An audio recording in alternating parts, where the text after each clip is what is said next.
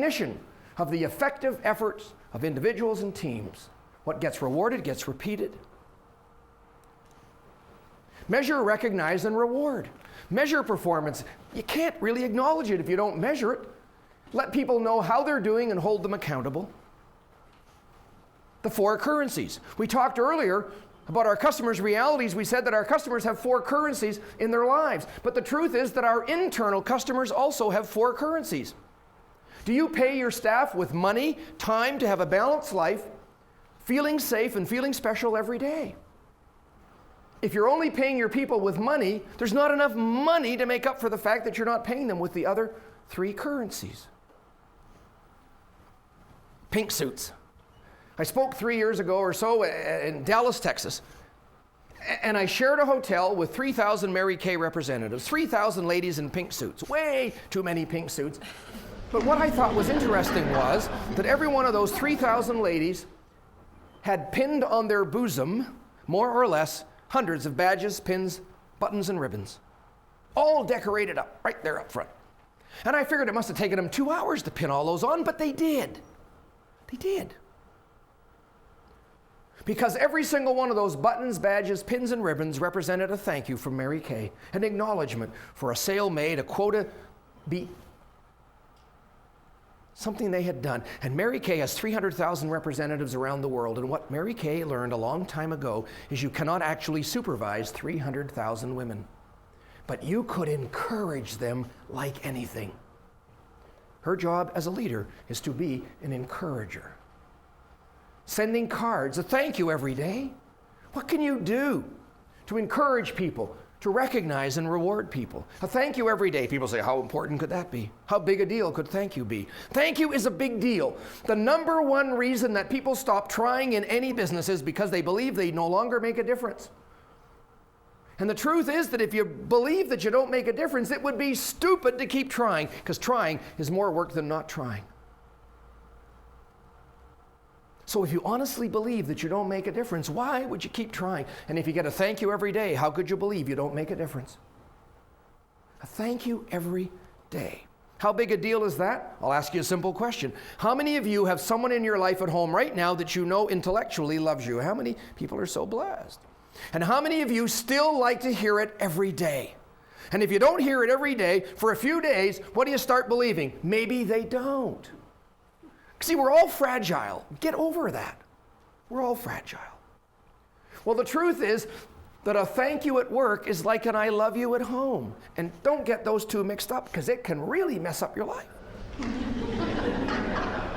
A thank you at work is like an I love you at home. Who could ever believe they don't make a difference if they got thanked every day for making a difference? Thank you for making a difference in our business again today. We shorten it down. We just say thank you, but they know what it means. Break the routine, create joy. Serving customers is stressful. They're stressful. They take their stress out on us. It's not personal. They don't know us well enough for it to be personal, but serving customers in any line of work is stressful.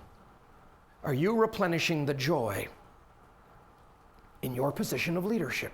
Are you replenishing the joy in their lives that they give to your customers, that you want them to give to your customers? Break the routine, create joy. You are the source of joy and light and energy in your business. If not you, who would it be? You are that source of joy and light and energy. And the last point here, 1,001 Ways to Reward Your Employees. This is a book, the title of a book by a gentleman named Bob Nelson. He doesn't know me. There's nothing in this for me at all. It's just a great book. It's 1,001 ideas that he has taken from best practices from companies around the world, things they have actually done that have worked to reward their employees. $15. What could you learn from that? Recognize, reward. Creating a culture of accountability. Effective leaders create a culture that recognizes and rewards top contributors, encourages and develops those with potential, and invites poor performers to move on. Do you know right now in your business who are the top performers? Who are the people with potential? And who are the poor performers? Do you know who those are? Your stars and your dogs, do you know who they are? Do you have a plan to encourage or to get rid of? Teamwork. when we all fly in the same direction. This is a great thing we can learn from Canada geese. They fly in a V. Why? Not because it looks pretty up in the sky or on a postcard, but they fly in a V because it uplifts each other. They uplift each other. They have these huge wings and they flap them up and down, and when they do that, it creates an updraft, and it actually updrafts the goose behind them. It's like being in a Honda Civic behind a tractor trailer on the highway. It just pulls you along. And it increases their efficiency by 71% because they uplift each other.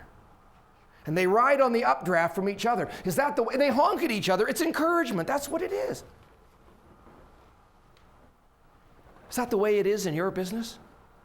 One of your team is up all night with a sick child and they come in to work anyway, but they just need someone to fly in for them today. Are you there for each other? And together you're there for your customers? Because if you are, that's what it looks like in your organization. Are you flying in formation, uplifting each other? Because if you're anything like geese, it increases your efficiency by 71%. And leaders have the ability to create that kind of a team that does that and that they're there for each other.